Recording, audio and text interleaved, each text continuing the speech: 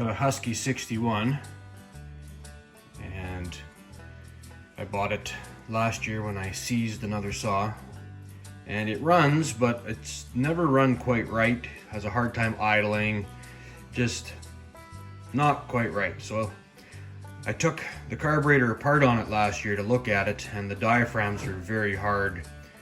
So I bought a set of diaphragms. So I'm going to take this apart, take the carb apart, and make sure the carb is clean and put in the new diaphragms, and get my saw working again.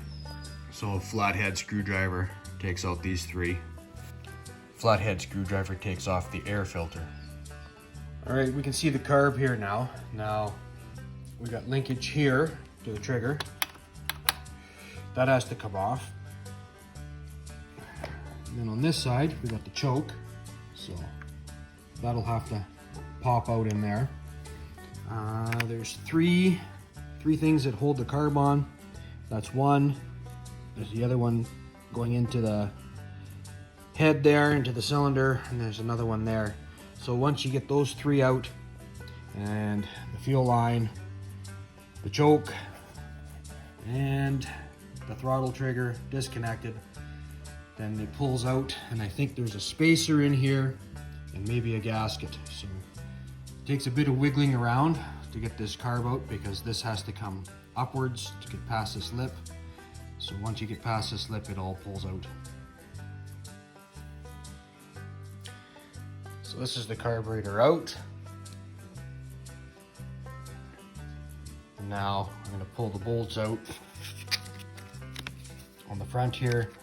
Take this intake off, and that will allow me to take off this plate and start accessing the diaphragms that are in the carb.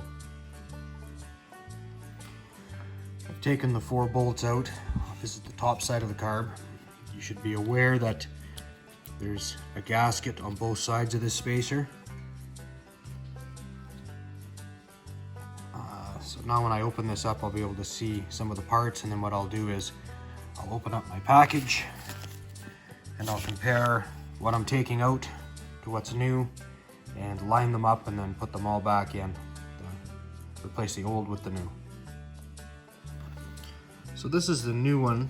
You can see how, when I touch it, how soft it is. This is the old one. It is thicker, but it's also like leather. It's really, really hard. So put in the gray gasket before you put the black one on. The gray one will give it the space to bring it back out to the right thickness. So here's the bottom. I'm just working on taking the screws out, and I'll open it up here in a second and get a look at what exactly is in this. So here's the actual diaphragm that moves and makes the fuel, pumps the fuel into the carb. As you can see, it's not in the best of shape. Now, this is the replacement. I think that it takes 2 of these to get the thickness of the old ones that are coming out. The black pieces in the kit match up with the pieces that come out of the carb, and the gray pieces are spacers to make it thicker. So put the gray pieces in up against the carb, and the black pieces go on the outside. They're the last piece that goes in on both sides. And I think they've done this because they're so much thinner. So I've taken out the needle, and all you do to take that out is take out this screw. This piece comes out. This spring sits straight up and down underneath that little bubble spot there, and this is hooked on to that little fork there, and you just pull that out, and now you can clean behind it, and if you have new parts, put them in. So I'm going to take out those welch plugs, which are here and here. I'm going to take those out. I'm going to use a screw to just turn into them, and they should be soft enough I can turn that in and pop them out, and then I can clean in behind those and put the new ones in.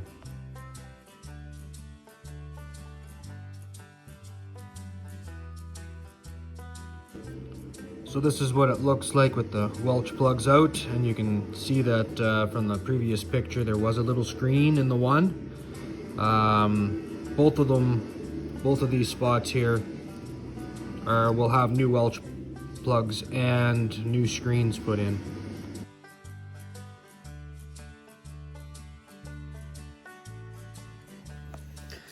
The one thing you should know is that this clips onto that fork, so make sure you do that when you put it together. Make sure that you line up the impulse ports coming from the motor side back into the carb. Without those being lined up, you will not get the suction you need to make the diaphragm move to pump the gas.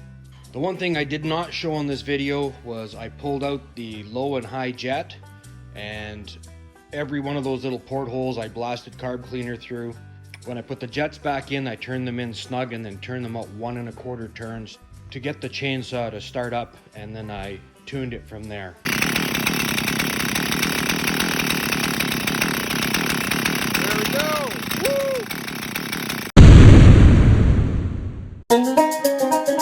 Woo!